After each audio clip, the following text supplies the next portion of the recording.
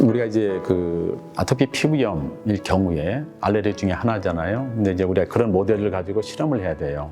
보통 식약처에서는 마우스의 RAW라서 로셀을 가지고 실험을 하도록 되어 있는데, 최근에서는 사람의 세포줄을 가지고 실험을 해요.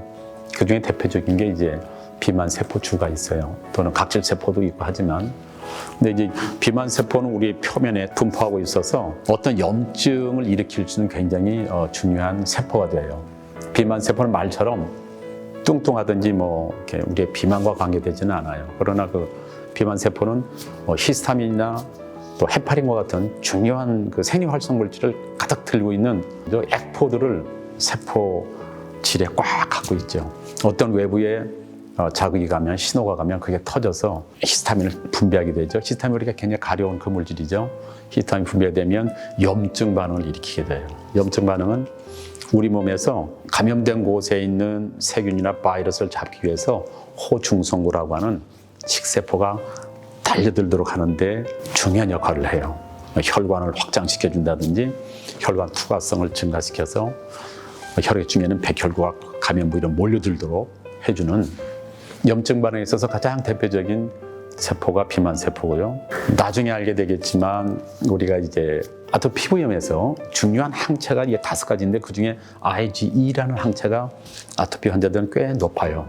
전혀 안 그런 사람도 있지만 대부분은 다 높은데, 그 IgE라는 항체가 비만 세포와 결합을 했을 때 비만 세포가 활성화되어서 다량의 생리활성 물질, 히스타민과 같은 생리활성 물질 밖으로 분비하고 과도한 염증 반응을 일으키게 되고 가려운 원인 물질을 많이 촉발시키게 되죠.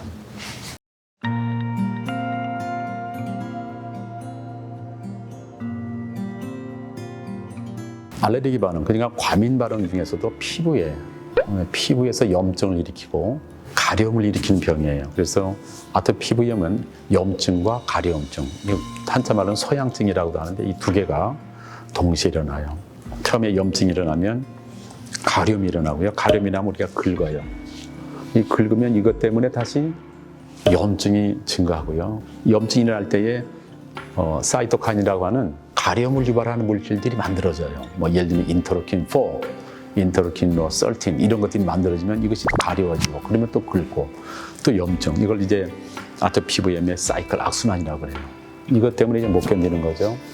이제 우리가 성인들은 좀 자기가 조절할 수 있지만 어린이들 경우는 이걸 조절할 수가 없어요. 그래서 이제 아빠, 엄마가 이제 같이 밤잠을 설치기도 상당히 힘들죠. 그리고 그 아이들은 어떤 일에 집중을 하지 못하고 좀 산만하고요.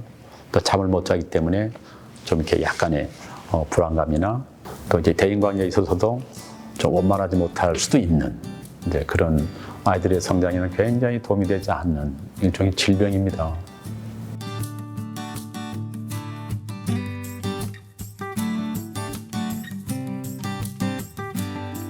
기본적으로 아이들이 태어나면 태열과 비슷한 처음에 초기에 아토피가 있어요.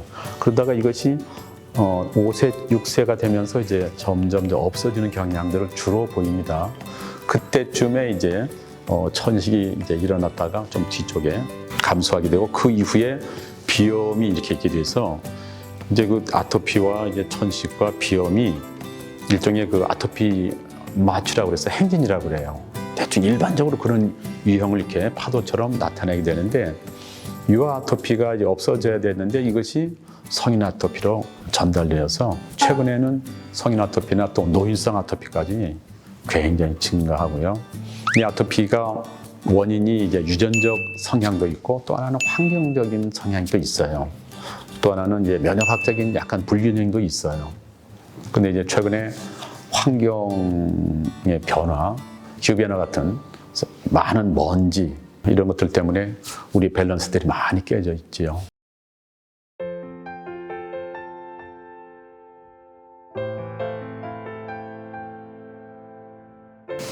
가려움을 참을 수가 없어요, 그렇죠? 그 참을 수 있다면 뭐 큰 문제가 안 될 텐데, 이제 여러 가지 방법들이 있죠, 그렇죠?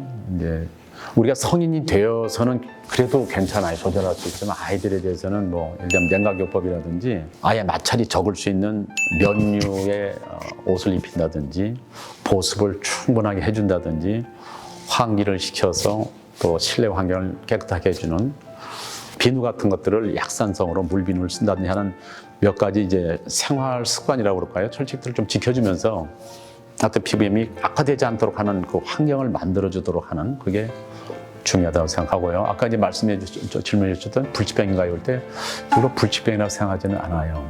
이제 평생 우리가 습관을 관리하면서 피부 관리해 준다고 하는 이 부분이 중요한데요. 최근에는 좋은 약들이 꽤 나온 편이죠. 예, 그건 이제 후에 또 말씀을 드리겠습니다.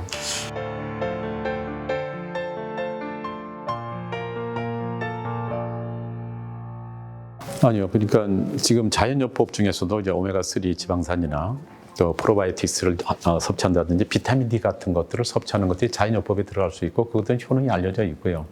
기본적으로는 의사 선생님들이 처방하는 부분에 따라가는 기준이 많은 건 맞아요.